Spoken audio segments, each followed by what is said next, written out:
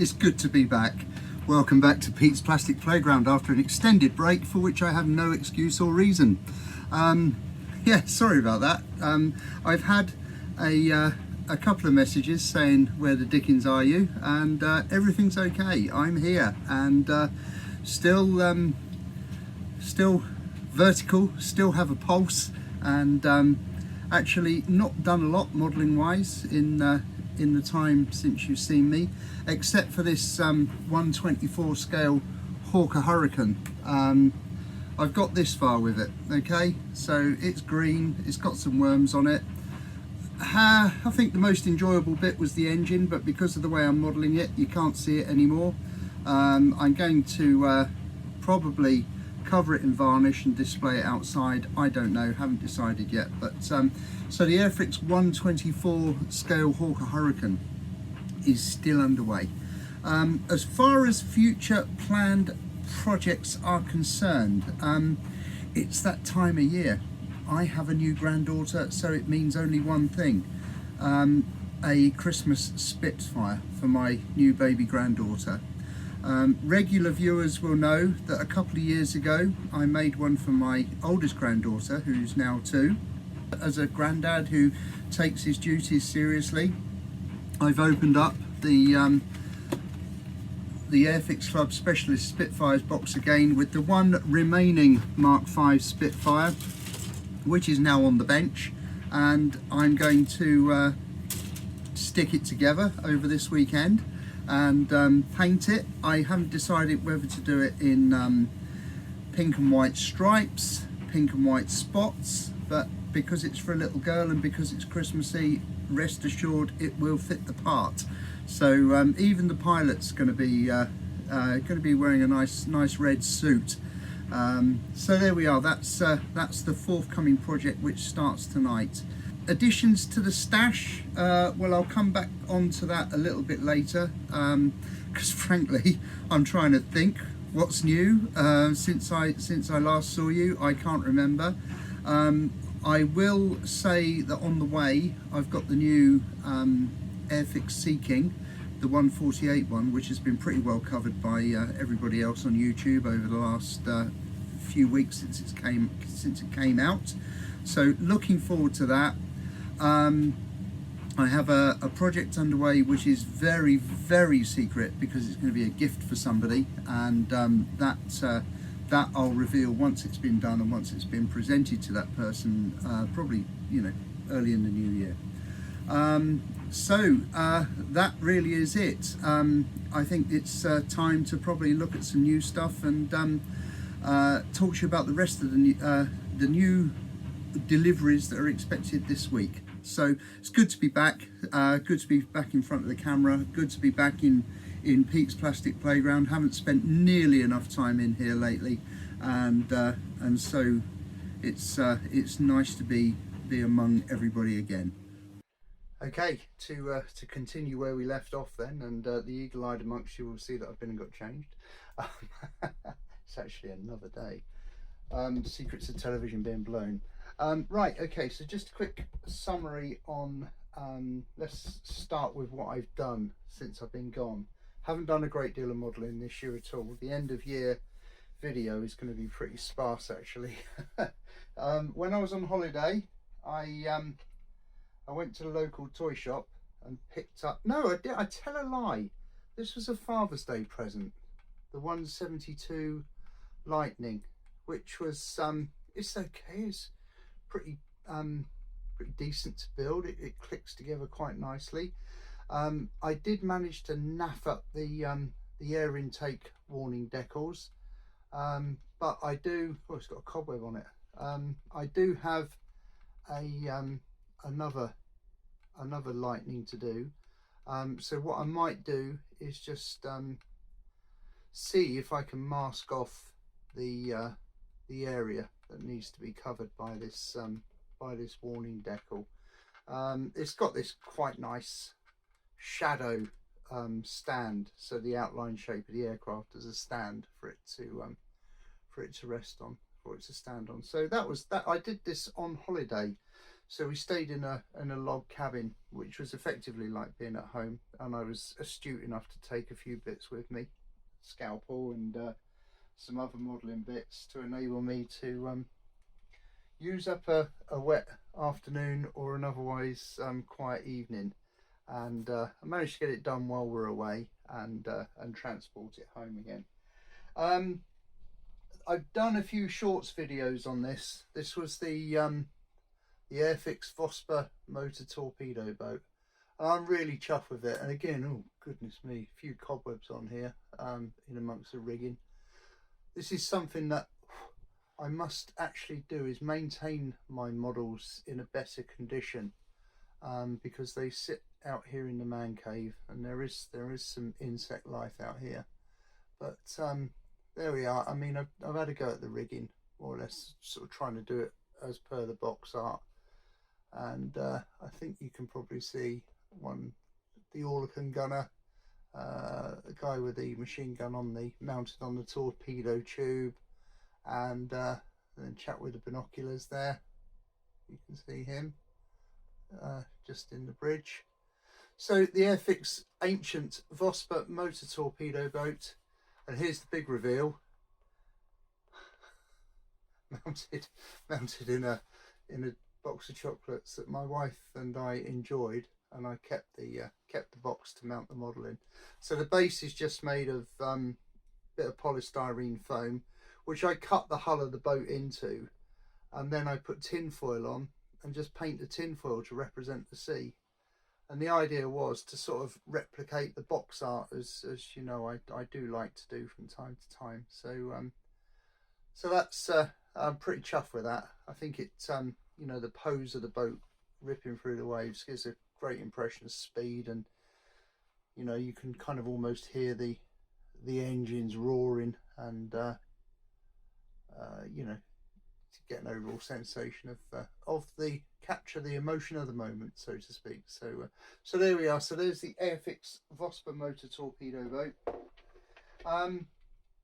Now, I did earlier on in the year, I decided to do a couple of Warbirds. So I picked up the out of the stash a Messerschmitt ME 109, and enjoyed building it. It's quite, you know, sort of very striking sort of oh, I'm shaking. It's because I'm holding it onto it so delicately. It's quite, I do like the German splinter camouflage. I quite enjoy painting that, and with the yellow nose, it's a nice looking model. So I did it with flaps down and canopy open, and Herman the German in there quite visible. So that was the 148 Airfix ME 109. And then of course I thought, right, better do a spit. Again, I'm embarrassed about the amount of dust on this. Give it a little dust off while you're here. There, soft brush. Should blow it off with the airbrush really, but I nearly had the aerial wire off then. So Spitfire Mark 1 from Airfix, quite respectable kit. Enjoyed putting it together. It's a really nice build actually. I quite enjoyed it, and again I've done it with the door open and the pilot sat in there. So standard Airfix Mark 1 Spitfire in 1/48 scale. So that's about it. Pretty sparse from me this year. As I mentioned to you earlier on, there is the 1/48 Hurricane, which is an ongoing thing, which I shall pick up and put down. I booked off some leave over Christmas. In fact, I knock off on the 15th of December this year, so I'll have a bit of time out here then. But the current most important project, and you know, when I say specialist Spitfire, they don't come more special than this. So this is the second one out of the 2 kit club package, and here it is.